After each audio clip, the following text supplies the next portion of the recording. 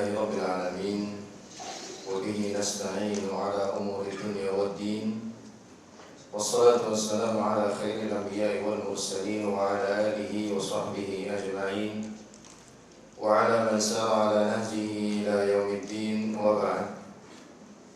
اللهم علمنا ما ينفعنا وانفعنا بما علمتنا وزدنا علما يا رب العالمين. رب اشرح لي صدري ويسر لي أمري واحلل عقدة من لساني يفقه قولي. أما بعد، فإن أصدق الحديث كتاب الله وخير الهدي هدي محمد صلى الله عليه وسلم وشر الأمور محدثاتها فإن كل محدثة بدعة وكل بدعة ضلالة وكل ضلالة في النار.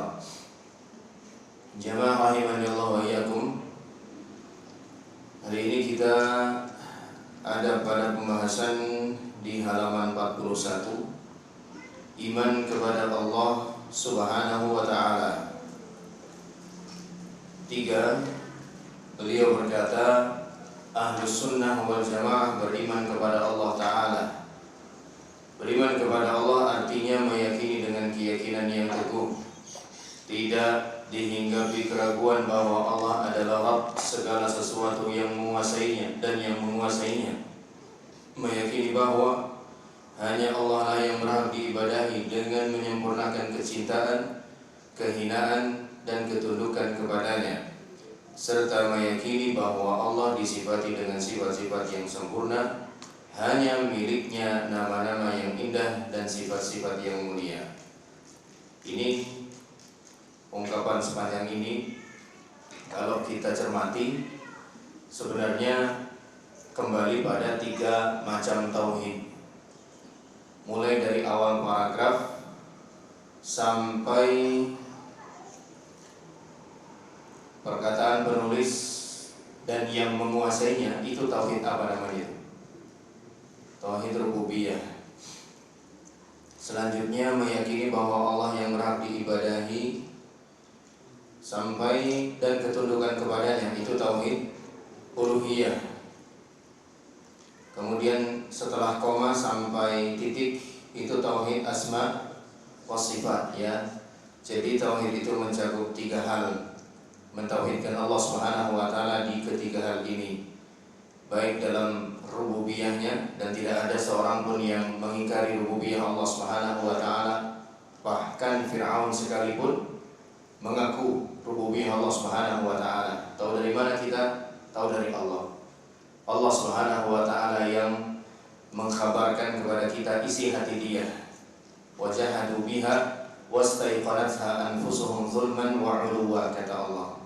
Fir'aun dan pengikutnya mengingkari keesaan Allah Subhanahu wa ta'ala, ketuhanan Allah Subhanahu wa ta'ala, tapi hati kecilnya mengakui, kata Allah Subhanahu wa ta'ala.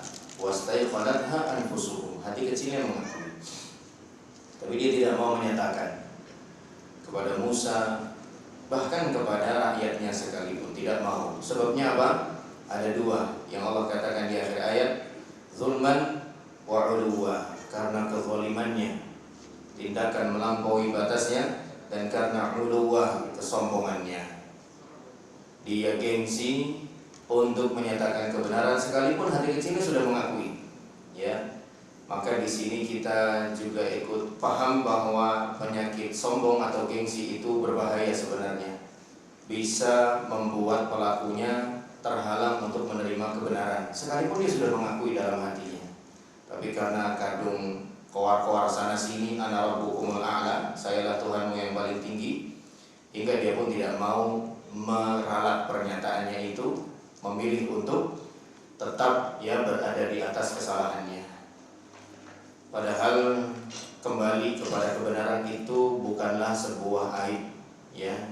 Kita rujuk kepada kebenaran, kita ralat pendapat kita sebelumnya yang salah, itu bukanlah aib, ya. Ar-ruju'u ilal haqqi khairun minat tamadi fil batil, kata Imam Malik rahimahullah ta'ala. Kembali kepada kebenaran itu masih lebih baik daripada terus-menerus konsisten di dalam kesalahan, ya. Nah, ini merupakan pelajaran penting bagi kita. Kemudian juga dalam uluhiyah ini di sini banyak terjadi penyimpangan, ya, yang mana manusia tidak mau mempersembahkan ibadah itu hanya untuk Allah Subhanahu wa taala saja. Dia mau sembah Allah Subhanahu wa taala, tapi dia masih pengen juga nyembah selain Allah Subhanahu wa taala. Dan yang ketiga, tauhidul asma was sifat. Ini agak panjang penjelasannya, insyaallah nanti ada sendiri di halaman-halaman berikutnya. Selanjutnya, iman kepada Allah Ta'ala mengandung 4 unsur atau 4 hal. Ini rukun iman kepada Allah ada 4. Rukun iman itu ada 6. Salah satunya iman kepada Allah. Dan rukun iman kepada Allah itu ada 4, ya. Jadi bedakan, ya, cermati begitu perbedaan antara rukun iman dengan rukun iman kepada Allah. Kalau rukun iman jumlahnya ada 6, ya. Mulai dari iman kepada Allah sampai iman kepada qada dan qadar, itu ada 6. Tapi kalau iman kepada Allah Subhanahu wa taala rukunnya ada 4. Ya, ini ada kecermatan, ya, di dalam memahami. Yang pertama, mengimani wujud Allah Subhanahu wa taala. Allah itu ada.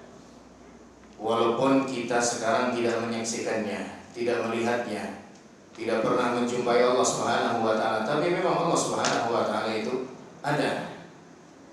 Tidak mungkin semesta yang begitu luar biasa seperti ini ada dengan tanpa pencipta. Kemarin itu ngobrol sama bocah, ya, di rumah tentang keajaiban anatomi nyamuk, ya. Nanti kalau salah boleh dikoreksi, silakan. Nyamuk itu sebelum akhirnya dia menghisap darah kita, ternyata dia punya zat di belalainya itu, disebutnya belalai bukan jarumnya. Disebutnya belalainya itu semacam zat anestesi. Hingga kita di awal mula ditusuk itu nggak merasa sakit, ya. Subhanallah, sampai sebegitunya. Kapan kita mulai merasa? Saat anestesinya sudah mulai habis, dengan merasa mulai apa? Gatal. Dia juga punya zat untuk mencairkan darah kita yang begitu kental, ya. Kemudian juga di dalam badannya yang sekecil itu ternyata dia punya 3 jantung, ya. Itu makhluk sekecil itu, sebegitu detailnya, masa iya bisa ada dengan tanpa pencipta? Kan nggak mungkin, ya. Begitu bahas tentang itu, Anda teringat firman Allah di awal surah Al-Baqarah, ya, innallaha la yastahi ay yadriba mathalan ma ba'udatan fama fawqaha, ya. Sesungguhnya Allah itu tidak malu untuk memberikan perumpamaan hanya dengan seekor nyamuk sekalipun. Kelihatannya sepele, tapi kalau kita pahami, kita baca lebih jauh, ternyata banyak, ya, tanda-tanda kekuasaan Allah Subhanahu wa taala yang begitu luar biasa pada seekor nyamuk saja, belum pada ciptaan-ciptaan yang lain. Yang pada intinya semua ciptaan-ciptaan Allah Subhanahu wa taala ini semakin menjelaskan dan menegaskan Allah itu memang ada. Tidak mungkin tidak, ya. Tidak sanggupnya kita sekarang untuk melihat Allah Subhanahu wa taala itu tidak menjadi bukti bahwa Allah tidak ada. Betapa banyak hal-hal yang tidak bisa kita tangkap, tidak bisa kita lihat, tidak bisa kita jumpai, ternyata memang dia ada. Ternyata memang dia ada. Dia pertama, mengimani wujud Allah Subhanahu wa taala. Bagaimana kita nggak tahu wujudnya Allah Subhanahu wa taala? Yang jelas Allah cuma beritahu kita nama-namanya yang sangat banyak. Allah juga beritahu kita sifat-sifatnya yang sangat banyak. Bagaimananya? Sama sekali tidak pernah ada kabar dari Allah Subhanahu wa taala. Dan Allah berhak untuk tidak mengabari kita. Ya, dan Allah Subhanahu wa taala berhak untuk tidak mengabari kita bagaimana wujudnya Allah Subhanahu wa taala. Kemudian rukun yang kedua, mengimani rububiyah Allah Subhanahu wa taala.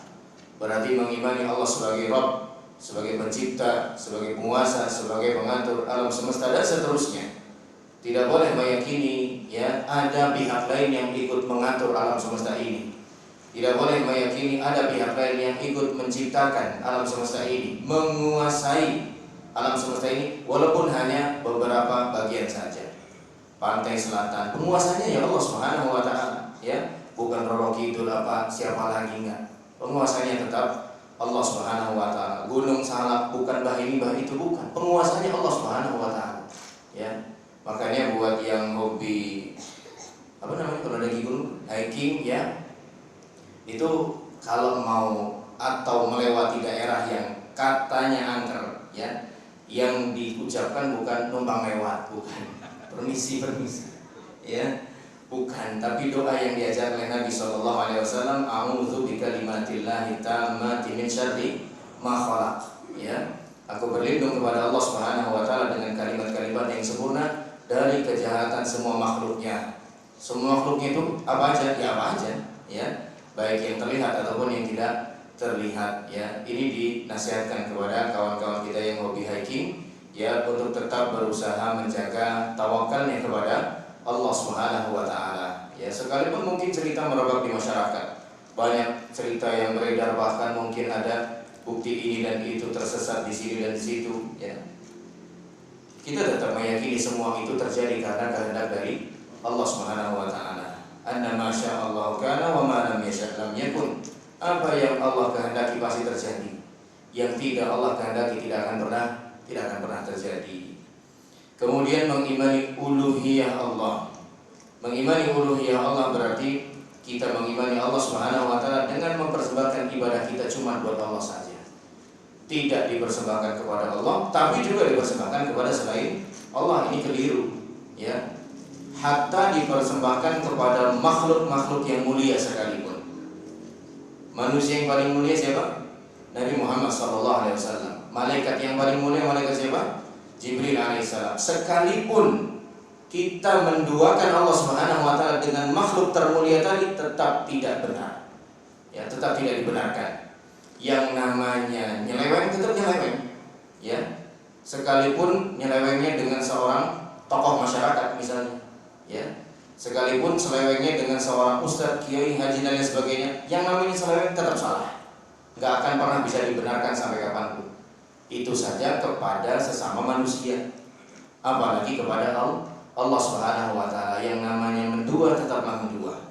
Sekalipun Allah Subhanahu wa taala diduakan dengan makhluk-makhluk yang mulia, malaikat Jibril alaihissalam atau Nabi Muhammad sallallahu alaihi wasallam, tetap tidak dibenarkan. Apalagi yang levelnya di bawah beliau berdua. Ya. Kita menduakan Allah Subhanahu wa taala dengan malaikat Jibril saja salah, apalagi dengan malaikat-malaikat yang lain, apalagi dengan jin-jin, apalagi dengan syaitan-syaitan, makin salah lagi, makin fatal lagi kesalahannya. Kita menduakan Allah Subhanahu wa taala dengan Nabi Muhammad sallallahu alaihi wasallam saja sudah salah, apalagi menduakan Allah dengan orang-orang yang levelnya di bawah Nabi Muhammad sallallahu alaihi wasallam, kesalahannya makin fatal. Ya, kesalahannya makin fatal. Kemudian yang keempat, mengimani nama-nama Allah yang indah, yang lebih kita kenal dengan Al-Asmaul Husna, dan sifat-sifatnya yang mulia yang kita kenal dengan As-Sifatul Ula, ya. Al-Asmaul Husna Was-Sifatul Ula, nama-nama yang indah dan sifat-sifat yang mulia. Semua nama-nama Allah Subhanahu wa taala mengandung sifat, bukan sekedar nama tanpa sifat. Ya, sekali lagi ini juga kaidah. Semua nama Allah Subhanahu wa taala husna itu maksudnya balighatun fil husni ghayatahu, ya, benar-benar di puncak keindahannya. Tidak ada yang melebihi keindahan nama Allah Subhanahu wa taala. Tidak ada yang melebihi kesempurnaan nama Allah Subhanahu wa taala. Allah Subhanahu wa taala misalnya saja menamai dirinya dengan As-Sami', Maha mendengar. Maka mendengarnya Allah Subhanahu wa taala itu benar-benar di puncak kesempurnaan. Jumlah jemaah haji yang berwukuf di Arafah itu biasanya berapa, Pak? Ribuan atau ratusan ribu atau jutaan mungkin? Jutaan, ya, subhanallah. Kegiatan mereka saat wukuf di Arafah apa? Makan-makan.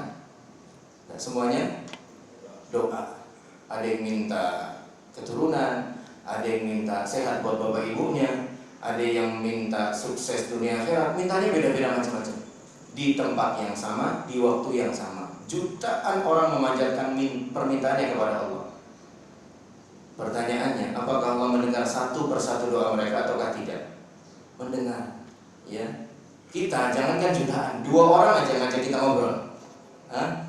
Apa nggak buyang kita? Tadi dulu, diam. Tadi dulu, kamu diam dulu, ini dulu yang ngomong. ini udah selesai, kamu silahkan ngomong. Baru 2 orang aja, itu udah bingung, ya. Tapi Allah Subhanahu wa taala enggak sama sekali.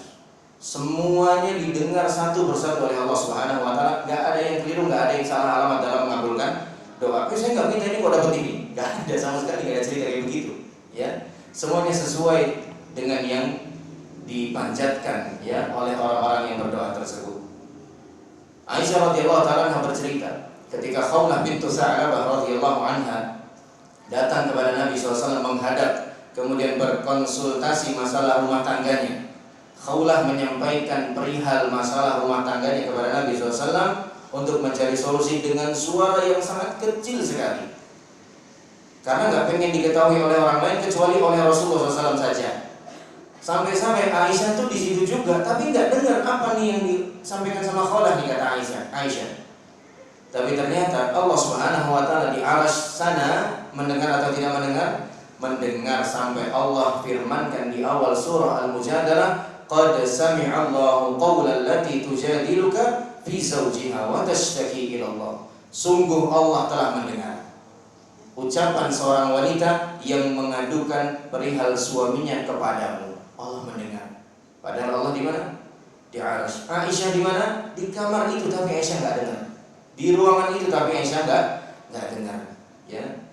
Dan Allah Subhanahu wa taala jauh lebih sempurna pendengarannya dibandingkan apa yang bisa kita jelaskan. Itu baru sebagian kecil saja yang bisa kita jelaskan. Dan bukan cuma sifat mendengarnya saja, tapi di seluruh sifatnya. Asmaul Husna, nama-nama yang indah, maksudnya ada pada puncak keindahan. Nama-nama yang sempurna maksudnya ada pada puncak kesempurnaan. Dan semua nama Allah sekali lagi mengandung sifat, tidak hanya sekedar nama, ya. Kalau manusia boleh jadi dinamai Rahim, pengasih, begitu, tapi ternyata temperamen orangnya, ya, senggol bacok, ya. Ada orang gitu, ya. Ada orang namanya Karim, dermawan, tapi bakhil bukan main. Itu manusia. Tapi kalau Allah Subhanahu wa taala enggak, menamai dirinya dengan Karim, fahuwa karimun fi ghayatil karam. Ketika Allah Subhanahu wa taala menamai dirinya dengan Karim, dermawan, pemurah, Allah Subhanahu wa taala benar-benar Maha Pemurah, Maha Dermawan. Tidak ada yang lebih dermawan daripada Allah Subhanahu wa taala, dan itu berlaku pada seluruh nama-nama Allah Subhanahu wa taala. Jadi semua nama pasti mengandung sifat, tapi tidak setiap sifat bisa otomatis dijadikan sebagai nama. Ini kaidah juga nih, ya. Boleh catat, ana diktekan pelan-pelan. Setiap nama Allah pasti mengandung sifat, ya. Setiap nama Allah pasti mengandung sifat. Itu pasti, nggak mungkin enggak, ya.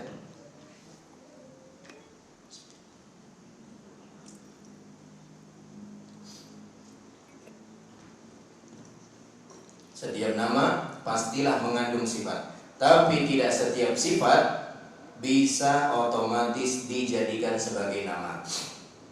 Tapi tidak setiap sifat bisa otomatis dijadikan sebagai nama, ya. Tidak setiap sifat bisa otomatis dijadikan sebagai nama. Allah Subhanahu wa taala misalnya mensifati dirinya turun ke langit dunia. Apakah otomatis bisa dinamai Allah yang Maha Turun? Kan enggak. Allah juga mensifati dirinya nanti Allah akan datang di hari kiamat. Apakah berarti otomatis Allah bisa dinamai Allah yang Maha Datang? Kan enggak bisa, ya. Jadi setiap nama pasti mengandung sifat, tapi sifat belum tentu otomatis jadi nama, ya. Ini juga merupakan kaidah di dalam Tauhidul Asma was Sifat, dan masih banyak kaidah-kaidah sebenarnya di dalam masalah Tauhidul Asma was Sifat. Pembahasan pertama tentang Tauhid Rububiyah. Ahlus Sunnah wal Jamaah menetapkan dan mengimani Tauhid Rububiyah. Tauhid Rububiyah artinya mentauhidkan segala apa yang dilakukan Allah Ta'ala, baik mencipta, memberi rezeki, menghidupkan, dan mematikan, serta mengimani bahwa Allah adalah Raja, penguasa yang mengatur segala sesuatu dan semua hal yang menjadi kekhususan Allah Subhanahu wa taala.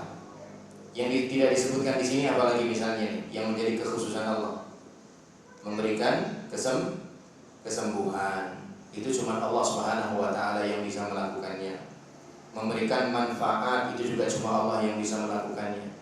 Menolak mudarat juga cuma Allah yang bisa melakukannya. Ini yang disebutkan di sini hanya sebagian contoh saja, belum mencakup semuanya. Intinya tauhid rububiyah adalah mengesahkan Allah dalam perbuatan yang menjadi kekhususannya. Ya, tauhid rububiyah adalah mengesahkan Allah Subhanahu wa taala dalam perbuatan-perbuatan yang menjadi kekhususannya,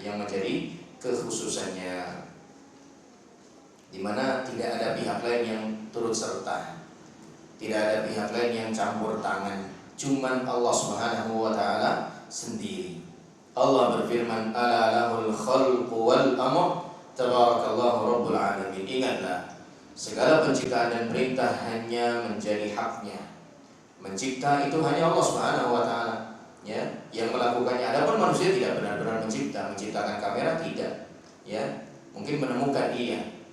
Kenapa dia tidak dikatakan sebagai pencipta kamera? Karena dia hanya menggabungkan material yang sudah Allah sediakan, ya.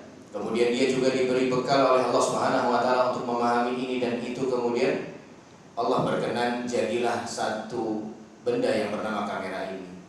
Adapun Allah Subhanahu wa taala benar-benar mencipta sesuatu dari ketidakadaan. Ya. Bahkan bisa saja Allah Subhanahu wa taala ciptakan sesuatu dari tanpa apa-apa begitu, ya. Allah Subhanahu wa taala benar-benar Maha Pencipta, sempurna dalam ciptaan-ciptaannya. Begitu juga perintah hanya menjadi hak Allah Subhanahu wa taala. Perintah di sini maksudnya ya yang berkaitan dengan alam semesta. Ya. Yang menurunkan hujan ini Allah Subhanahu wa taala. Makanya dalam sebuah hadis qudsi Allah Subhanahu wa taala mengatakan asbaha bi ibadi mu'minun bi wa kafirun bil kawakib, ya. Wa kafirun bil kawakib wa mu'minun bi. Di pagi hari ini ada hamba-hambaku yang beriman kepadaku dan kufur kepada bintang-bintang. Tapi di pagi hari ini juga ada hambaku yang kufur kepadaku dan beriman kepada bintang-bintang.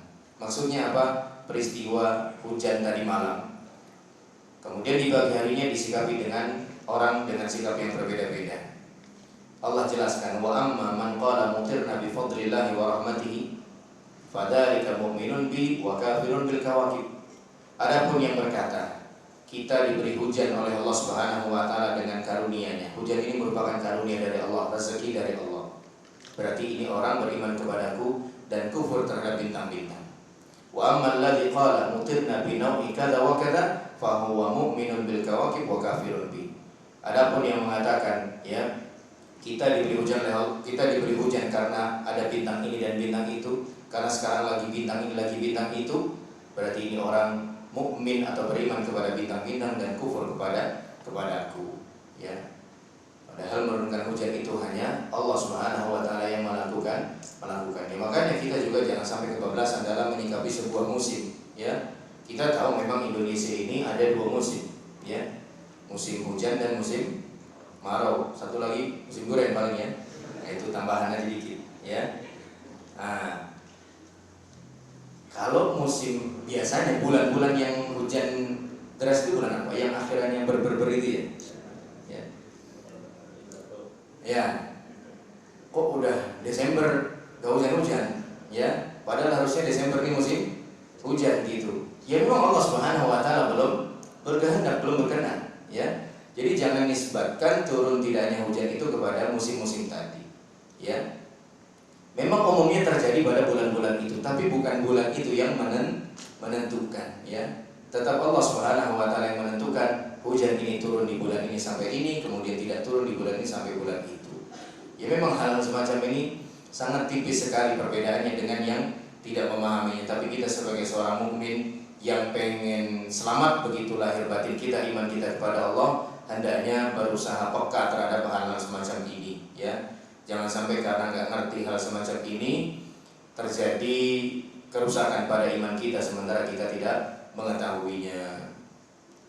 Firman Allah berikutnya, Zalikumullahu rabbukum lahul mulk walladzina tad'una min dunihi ma yamlikuna min qitmir. Yang berbuat demikian itulah Allah Rabbmu, miliknya lah segala kerajaan, dan orang-orang yang kamu seru sembah selain Allah tidak mempunyai apa-apa walaupun hanya qitmir. Qitmir itu lapisan luar kulit kurma, biji kurma, ya. Biasanya kalau kita makan kurma, kemudian setelah dagingnya habis, nanti setelah daging ada kulit tipis warnanya putih. Itu qitmir namanya, ya. Nah, sesembahan selain Allah Subhanahu wa taala, jangankan memiliki langit dan bumi beserta isinya, manusia, jin, malaikat, hewan dan semuanya, kulit, ya, pembungkus biji kurma pun yang sebegitu remehnya dia nggak punya, ya. Kalau dia nggak punya, bagaimana bisa memberi kepada yang menyembahnya? Pepatah Arab mengatakan faqidus syai' la yu'ti. Orang yang nggak punya apa-apa nggak akan bisa memberi, nggak akan bisa berbagi, ya. Nah, berhala-berhala tersebut disifati oleh Allah Subhanahu wa taala, jangankan memiliki langit dan bumi, memiliki kulit pembungkus biji kurma saja yang sebegitu hina dan remehnya dan enggak berharganya, dia enggak punya, ya. Kok bisa-bisanya dijadikan sebagai sesembahan? Ini sebenarnya yang kacau pikirannya di siapa, ya? Orang sebegitu luar biasanya, ya, kondisi akal dia diciptakan oleh Allah Subhanahu wa taala, kok bisa-bisanya nyembah berhala yang nggak bisa ngapa-ngapain, ya? Kok bisa-bisanya menuhankan sesuatu yang lebih hina daripada dirinya, lebih lemah daripada dirinya. Kemudian tauhidul uluhiyah. Tauhidul uluhiyah, Ahlus Sunnah wal Jamaah menetapkan dan mengimani tauhidul uluhiyah. Tauhidul uluhiyah artinya mentauhidkan, mengikhlaskan ibadah hanya untuk Allah semata. Maka sebagian ulama menamai tauhid uluhiyah ini dengan tauhid apa? Tauhid ibadah, ya, supaya lebih mudah dipahami. Sekali lagi, sebagian ulama menamai tauhid uluhiyah ini dengan tauhid ibadah supaya bisa mudah dipahami. Nah, ini menjadi bukti buat kita bahwa pembagian tauhid ini menjadi 3, kemudian diberi nama ini dan itu, tujuannya cuma untuk memudahkan kita dalam memahami saja. Kalau ada orang secara praktik udah benar rububiyahnya, uluhiyahnya, asma wa sifatnya, tapi dia nggak tahu nih pembagian kayak gini, udah cukup belum buat dia? Udah cukup, ya. Karena yang penting prakteknya. Persis seperti membaca Al-Quran. Bapak nggak tahu apa itu ikhlas, ikhfa, idgham, izhar, nun mati, tanwin, dan kemudian mim mati dan lain sebagainya. Tapi bacaan Quran Bapak masya Allah, kayak saya sudah misalnya, ya, misalnya, kan misal mau boleh apa aja, misalnya, ya, itu udah cukup apa belum? Udah cukup. Yang penting praktiknya, ya, yang penting praktiknya. Kalau nun mati ketemu ba itu hukumnya iqlab, ya. Nun mati ketemu ain hukumnya izhar, ya. Nun mati ketemu apa lagi? Lam hukumnya idgham bila gunnah. Itu semua misalnya nggak tahu itu istilah kayak gitu. Tapi begitu membaca Quran, mengimami bacaannya masya Allah, benar semuanya misalnya. Nah, itu sudah cukup belum buat dia? Sudah cukup. Karena dibentuknya, ya, pedoman ilmu belajar Al-Quran dengan tajwid itu tujuannya untuk memudahkan orang memahami hukum-hukum bacaan Al-Quran.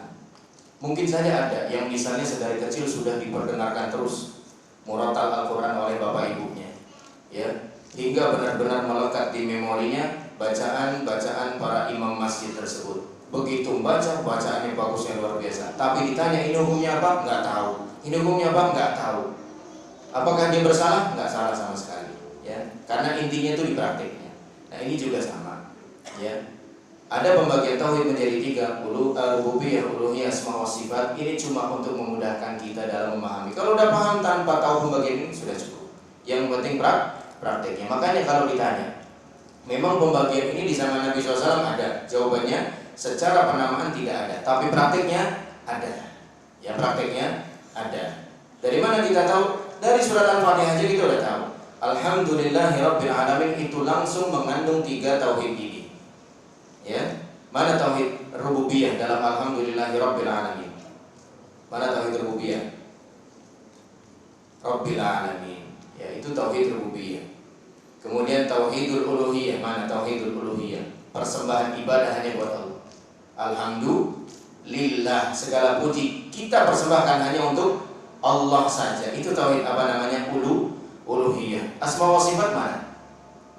Allah. Allah itu asma bukan? Nama bukan? Nama. Rabb juga nama. Itu baru dari alhamdulillahirabbil alamin saja kita sudah tahu, sudah dapat 3 jenis tauhid ini. Ya. Jadi sekali lagi pembagian tauhid menjadi 3, kemudian dinamai ini, itu dan itu cuma untuk memudahkan saja. Kalau praktik Bapak sudah benar, ya, sebagaimana Nabi SAW, sebagaimana para sahabat, Bapak nggak tahu nama-nama ini bukan masalah. Ya, sekali lagi ini cuma untuk memudahkan saja.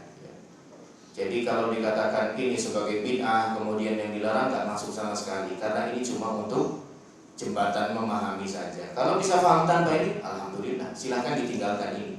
Ya nggak masalah nama-nama ini, pembagian ini. Yang penting praktiknya benar, ya, yang penting praktiknya benar.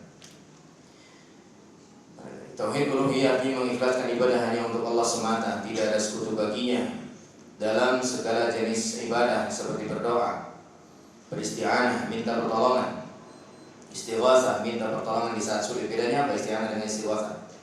Istighasah itu ketika kesulitan itu sudah terjadi. Isti'anah itu sebelum terjadi, dikhawatirkan akan terjadi, ya. Nazar, ya, berjanji akan melakukan satu ibadah tertentu kalau keinginannya terpenuhi, ya.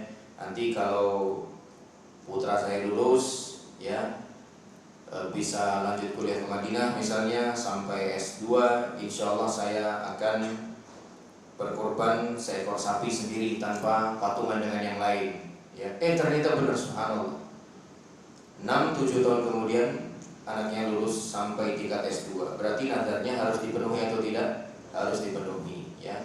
Karena ini nadar yang sifatnya ketaatan, menyembelih kurban. Tapi kalau nadarnya bersifat kemaksiatan tidak boleh dipenuhi. Kalau nanti pula jadi presiden saya akan jalan kaki dari Solo sampai Padang misalnya, Masya Allah. Ini nggak boleh dipenuhi, ya, karena ini maksiat dari mana? Menyiksa diri sendiri, ya. Ada orang kayak gitu, ya, itu nggak boleh dipenuhi. Di zaman Nabi ada kayak gitu. Ya, tapi bukan tentang pilpres, bukan.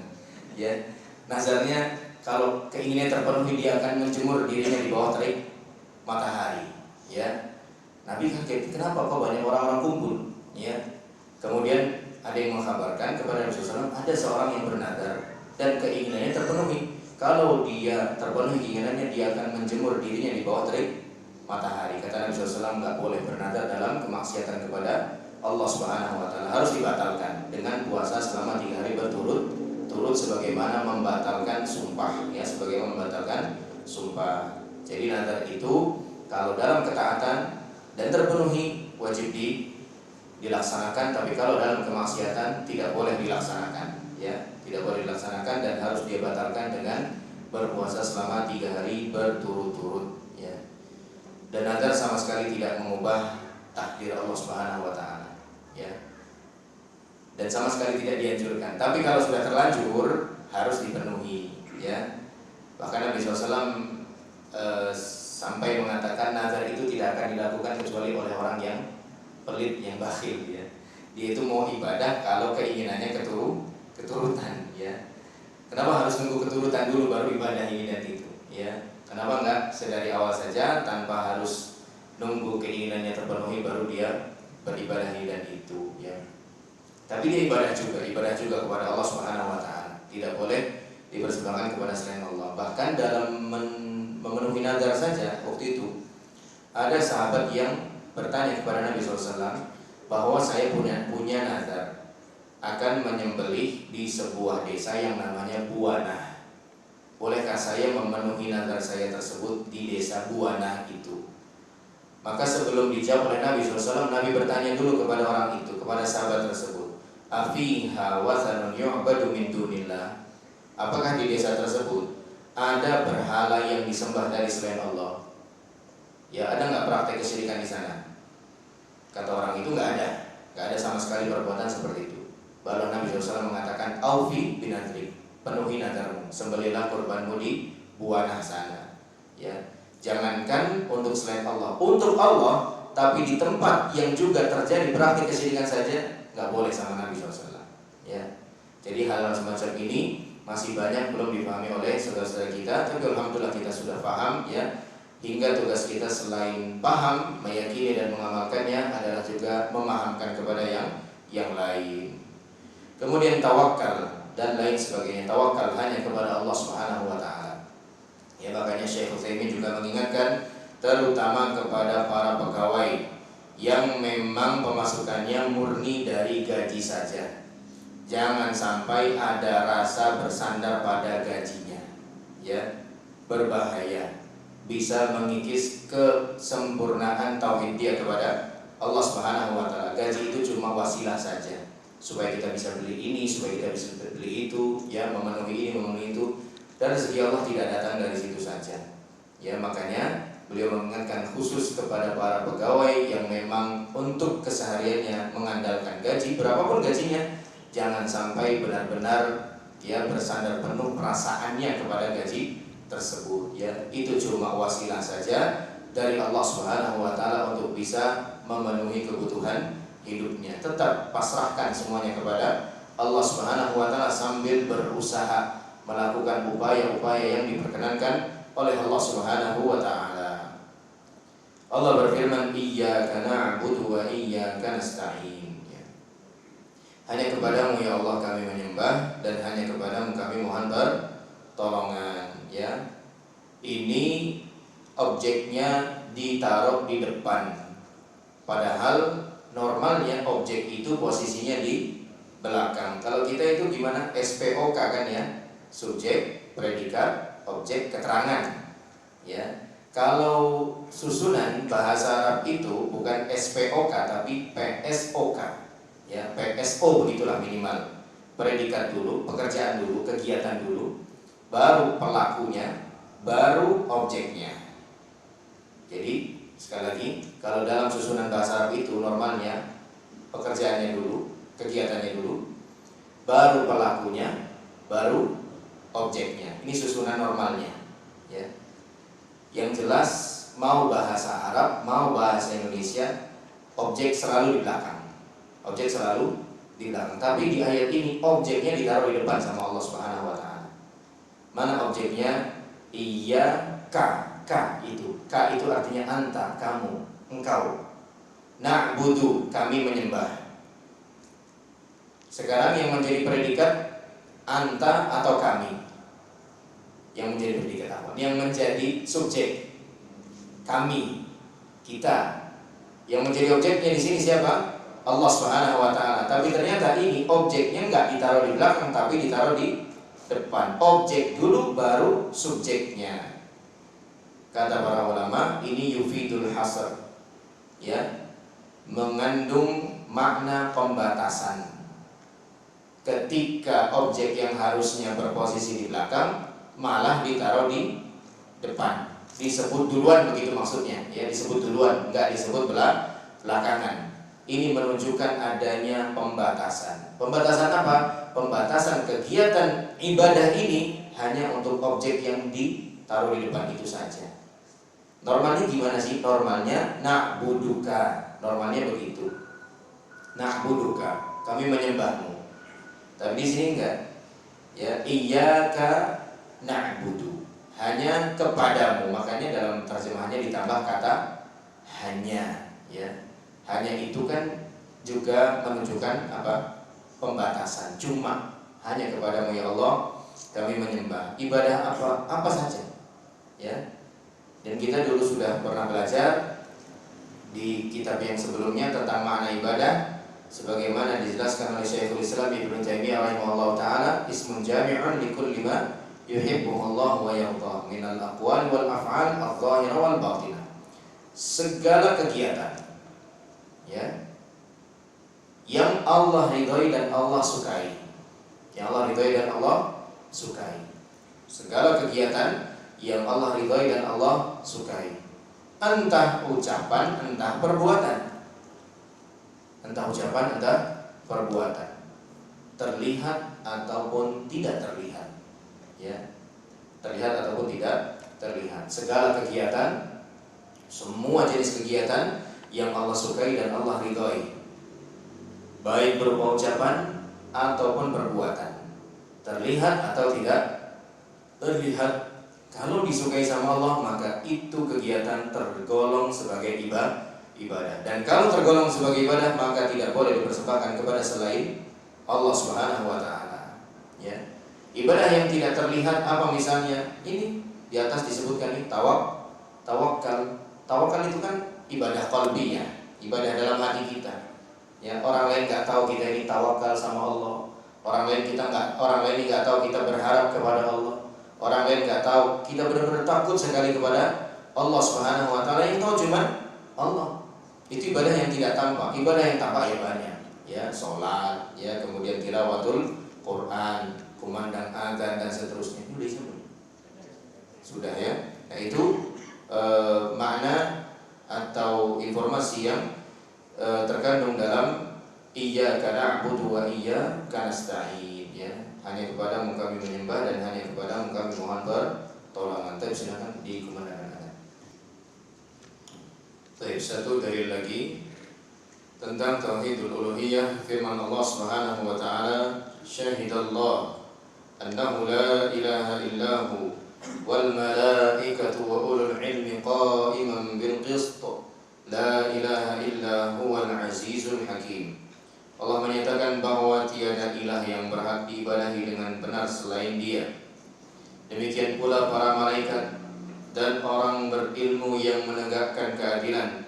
Tiada ilah yang berhak diibadahi dengan benar selain Dia, yang Maha Perkasa lagi Maha Bijaksana. Ya, di sini ada dalil tentang tauhidul uluhiyah, yaitu annahu la ilaha illa hu.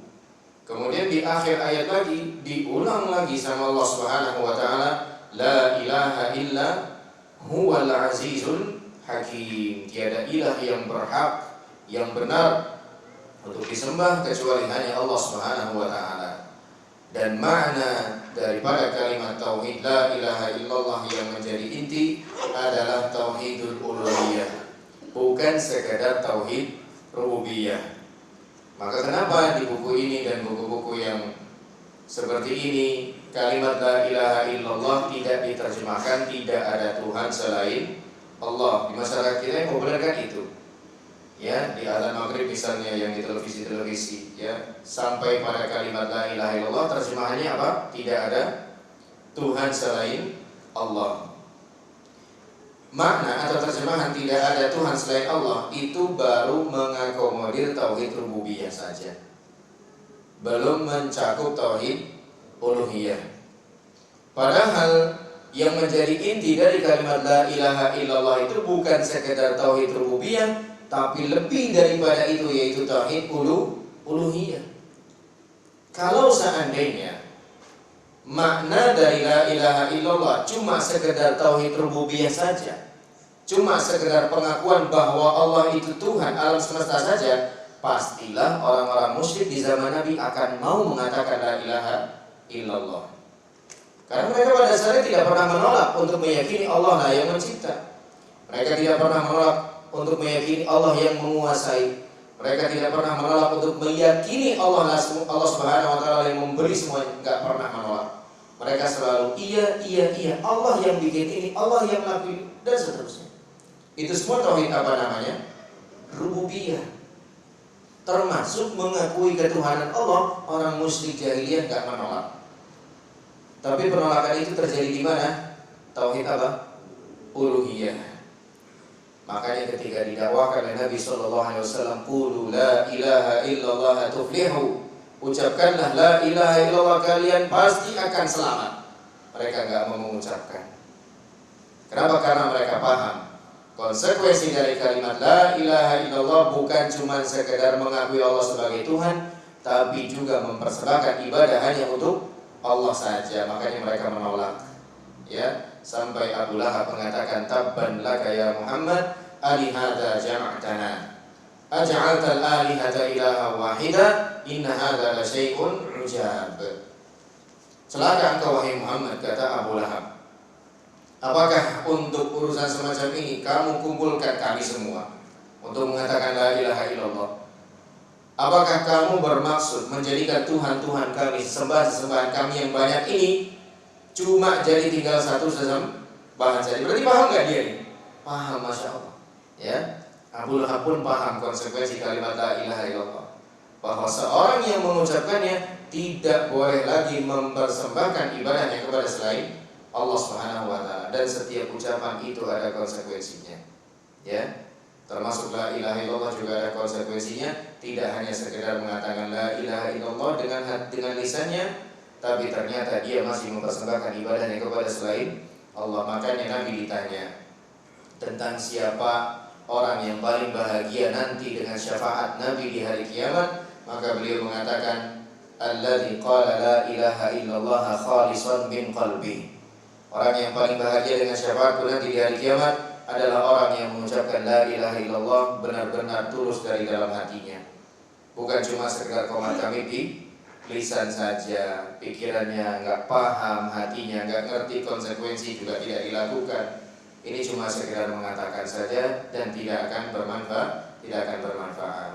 Ya, semua ucapan itu ada konsekuensi. Begitulah ilaha illallah, nggak boleh lagi mempersembahkan ibadah apapun itu kepada selain Allah Subhanahu wa taala. Adapun tauhidul asma wa sifat insyaallah kita bahas pada pertemuan berikutnya. Masih ada ya? Udah Ramadan belum Komisi 4? Belum ya? Ini berapa Sya'ban? 19 tahun masih bisa insyaallah ya. Insyaallah kita teruskan ya, pembahasan tentang tauhidul asma wa sifat di pertemuan berikutnya. Sebelum diakhiri mungkin ada yang mau ditanyakan, dipersilakan.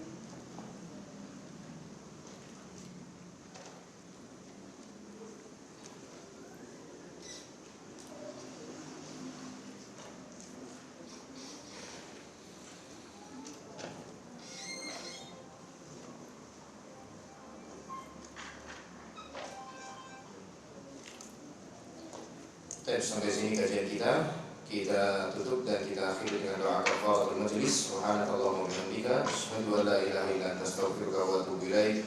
Billahi taufiq wal hidayah. Assalamualaikum warahmatullahi wabarakatuh.